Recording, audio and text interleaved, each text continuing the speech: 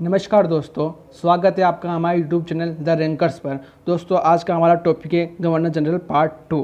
Part 1 में हमने governor से संबंधित विभिन्न प्रश्नों की चर्चा की थी। पार्ट 2 में हम गवर्नर जनरल से संबंधित प्रश्नों की चर्चा करेंगे। तो स्टार्ट करते हैं। आज का हमारा पहला क्वेश्चन है, सार्वजनिक निर्माण विभाग की स्थापना किसके द्वारा की गई थी? तो इसके ऑप्शन से option A Lord Dalhousie, option B Lord Curzon, option C Warren Hasting, option D Lord Mayo. तो दोस्तों, इसका सही आंसर है option A Lord Dalhousie. Lord Dalhousie के द्वारा ही सार्वजनिक विभाग निर्माण की स्थापना की गई थी। दोस्तों, इससे पूर्व सार्वजनिक निर्माण के कार्य सेना के द्वारा किए जाते थे। इस विभाग के निर्माण के बाद ही कंपनी ने अपने हाथ में ये काम ले लिया था। दोस्तों, इस विभाग के द्वारा ही गंगा केनाल के कार्य को पूर्ण किया गया था और दोआब की शुरुआत की गई थी। और डलहौजी के द्वारा रेलवे, डाक, तार आदि की भी शुरुआत की गई थी। हमारा अगला क्वेश्चन है, निम्न में से किसका संबंध वुड्स डिस्पैच एक्ट से है?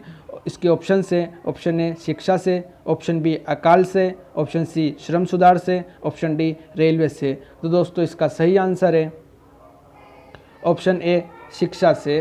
दोस्तों, वुड डिस्पैच एक्ट 1854 में लाया गया था। इसे भारतीय शिक्षा का मैग्ना कार्टा कहा जाता है। किसका? भारतीय शिक्षा का मैग्ना कार्टा इस एक्ट को कहा जाता है। और इसी एक्ट के कहने पर 1855 में लोक शिक्षा विभाग की स्थापना की गई थी। किसकी? लोक शिक्षा विभाग। इसी के कहने पर लोक शिक्षा विभाग की स्थापना की गई थी। दोस्तों, हमारा अगला क्वेश्चन है, क्वेश्चन थर्ड, निम्न में से किसे दयावान गवर्नर जनरल कहा जाता है? तो इसके ऑप्शन है option A Lord Curzon, option B Lord Ripon, option C Lord Mayo, option D Lord Canning. तो इसका सही आंसर है option D Lord Canning. Lord Canning के द्वारा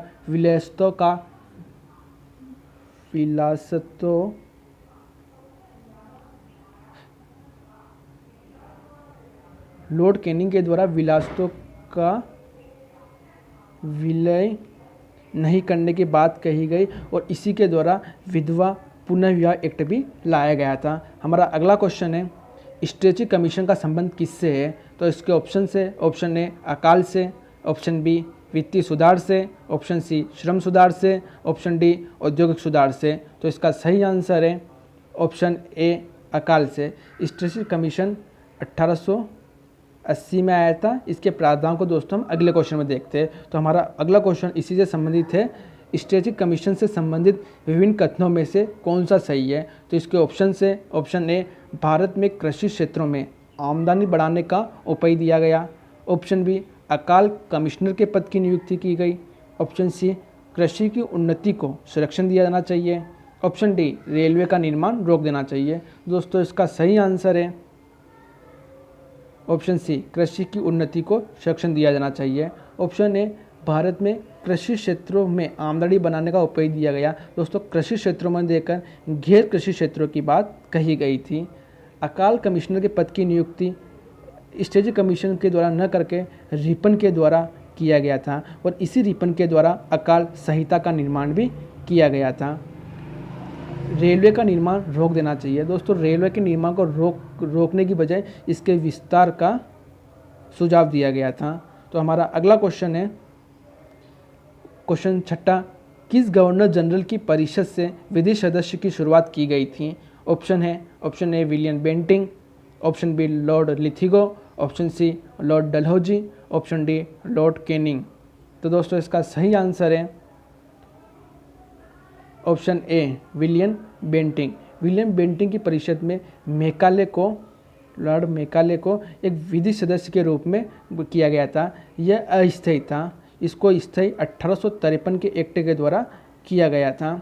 ठीक है। और बात करें विलियम बेंटिंग की, तो इसे शांति काल का विजेता कहा जाता है।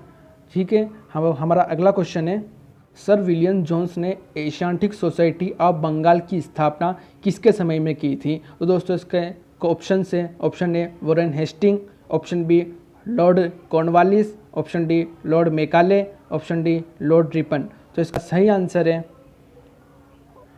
Option A Warren Hasting. Asiatic Society Bengal का काम क्या था? दोस्तों, ये भारत के जो प्राचीन ग्रंथ थे उसका ये अंग्रेजी में अनुवाद करते थे या फारसी में, जैसे रामायण, महाभारत, गीता आदि का। तो हमारा अगला क्वेश्चन है, निम्न में से किसके द्वारा शिमला को ग्रीष्मकालीन राजधानी बनाया गया था? तो इसके ऑप्शन से option A Lord Dalhousie, option B Lord Ripon, option C Lord Mayo, option D Charles Metcalfe. तो इसका सही आंसर है option A Lord Dalhousie. Lord Dalhousie को शिमला को ग्रीष्मकालीन राजधानी बनाया गया था। हमारा अगला क्वेश्चन है क्वेश्चन 9, अमृतसर की संधि किन के मध्य हुई थी? तो इसके ऑप्शन से ऑप्शन ए अंग्रेजों और राजा रणजीत सिंह के मध्य, ऑप्शन बी फ्रांस और बंदा बहादुर के मध्य, ऑप्शन सी मुगल और गुरु अर्जुन देव के मध्य, ऑप्शन डी रणजीत सिंह और मराठा के मध्य। तो इसका सही आंसर है ऑप्शन ए अंग्रेजों और राजा रणजीत सिंह के मध्य। इस टाइम अंग्रेजी गवर्नर था मेटकॉफ था, इनके मध्य हुई थी। दोस्तों इस संधि के अंदर सतलज नदी को एक सीमा बना दिया गया था और सतलज नदी के पूर्व के जितने भी मिसलें थी वो अंग्रेजों को दे दी गई और पश्चिम की जितनी मिसलें थी वो राजा रणजीत सिंह को दे दी गई थी और इस संधि के यही मेन प्रावधान थे। दोस्तों हमारा अगला क्वेश्चन है क्वेश्चन 10, निम्न में से किसको भारत का उद्धारक कहा जाता है और किसने कहा था? तो इसके ऑप्शन से ऑप्शन ए लॉर्ड रिपन को फ्लोरेंस ट्रायंगल के द्वारा, ऑप्शन बी लॉर्ड डलहौजी को फ्लोरेंस नाइटिंगेल के द्वारा, ऑप्शन डी विलियम बेंटिक को फ्लोरेंस नाइटिंगेल के द्वारा और ऑप्शन डी लॉर्ड कर्जन को फ्लोरेंस नाइटिंगेल के द्वारा। तो दोस्तों इसका सही आंसर है ऑप्शन ए लॉर्ड रिपन को फ्लोरेंस नाइटिंगेल के द्वारा। दोस्तों इसी लॉर्ड रिपन के द्वारा अकाल संहिता का निर्माण कराया गया, फर्स्ट फैक्ट्री एक्ट लाया गया था, वर्नाकुलर प्रेस एक्ट को वापस लिया था, इसने शिक्षा से संबंधित हंटर आयोग की स्थापना की और इजिप्ट के विषय पर ध्यान रखना दोस्तों, कई बार एग्जाम में पूछा जाता है कि लॉर्ड रिपन ने किस विषय पर अपना त्यागपत्र दिया था, तो इजिप्ट मामले पर, किस मामले पर? इजिप्ट मामले पर इसके द्वारा त्यागपत्र दिया गया था। तो दोस्तों हमारा अगला क्वेश्चन है हड़प सिद्धांत के तहत निम्न में से किस रियासतों का विलय नहीं किया गया था? तो इसके ऑप्शन से option A Awadh, option B Udaipur, option C Jhansi, option D Sambalpur. तो इसका सही आंसर है ऑप्शन ए अवध। दोस्तों अवध का विलय हड़प सिद्धांत के आधार पर न करके अवध का विलय सहायक संधि के आधार पर किया था, जो कि हम पिछले वीडियो में देख चुके हैं। हमारा अगला क्वेश्चन है वुड डिस्पैच के संबंध में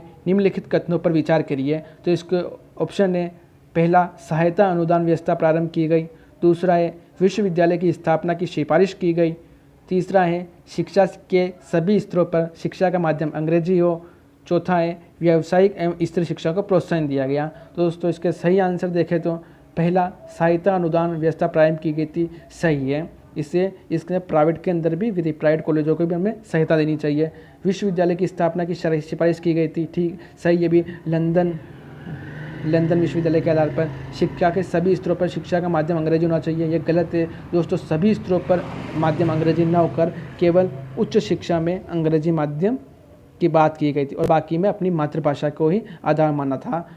चौथा है व्यावसायिक एवं स्त्री शिक्षा को प्रोत्साहन दिया गया था, तो सही है। तो इसका सही आंसर हो जाता है 1, 2 और 4, तो ऑप्शन बी 1, 2, 4।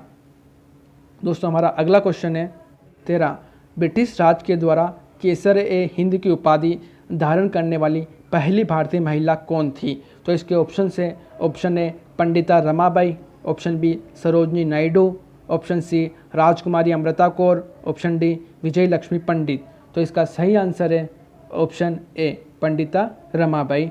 पंडिता रमाबाई पहली भारतीय महिला है जिसे केसर ए हिंद की उपाधि दी गई थी। दोस्तों लिटन के द्वारा 1876 में ब्रिटेन की महारानी को भी केसर ए हिंद की उपाधि से शोभित किया गया था, उपाधि धारण दी गई थी। हमारा अगला क्वेश्चन है क्वेश्चन 14, अपराध का पता लगाने के लिए और साक्ष्य के लिए बंगाल पुलिस ने सर्वप्रथम किस वर्ष अंगुली छाप प्रणाली प्रारंभ की थी? तो इसके ऑप्शन से option A 1860, option B 1898, option C 1904, option D 1903। तो इसका सही आंसर है ऑप्शन सी 1904 में। हमारा अगला क्वेश्चन है निम्न में से सुमेलित नहीं है। Option A William John Asian society of Bengal, option B Jonathan Duncan Sanskrit college, option C Warren Hasting Kolkata मदरसा, ऑप्शन डी लॉर्ड हार्डिंग अकाल परिषद। तो दोस्तों इसमें से जो सुमेलित नहीं है, तो इसका आंसर है ऑप्शन डी, लॉर्ड हार्डिंग के द्वारा अकाल परिषद की स्थापना न कर शिक्षा परिषद की स्थापना की गई थी। हमारा अगला क्वेश्चन है क्वेश्चन 16, लालचंद हीराचंद का संबंध किससे है? ऑप्शन ए जहाज रानी उद्योग से, ऑप्शन बी रासायनिक उद्योग से, ऑप्शन सी वस्त्र उद्योग से, ऑप्शन डी सीमेंट उद्योग से। दोस्तों इसका सही आंसर है ऑप्शन ए जहाज रानी उद्योग से। ये लालचंद और हीराचंद दोनों व्यापारी थे। ठीक है, 20वीं शताब्दी के। हमारा अगला क्वेश्चन है question 17, duty of the age पुस्तक के लेखक कौन है? तो इसका ऑप्शन है option A lord Ripon, option B lord Mayo, option D lord ट्रीटन, ऑप्शन डी लॉर्ड लॉरेंस। तो इसका सही आंसर है option A lord Ripon. Lord Ripon के द्वारा ही ड्यूटी ऑफ द एज पुस्तक की लिखा गया था। तो दोस्तों आज के वीडियो में बस इतना ही। Thank you. यदि वीडियो आपको पसंद आए तो इसे लाइक, शेयर एंड सब्सक्राइब।